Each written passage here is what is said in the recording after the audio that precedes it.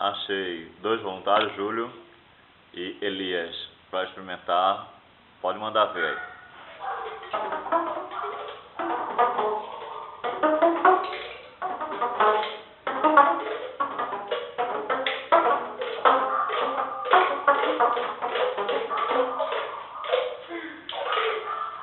Cuidado. Muito legal!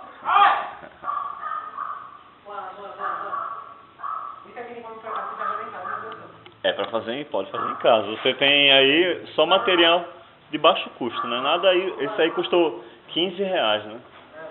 Então muito barato. É, porque comprar parafuso, né, também, né?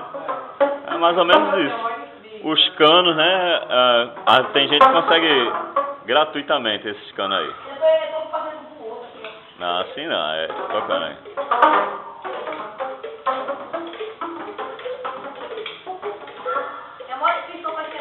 É não, simples pra caramba, não já mostrei? Você já tá tocando aí?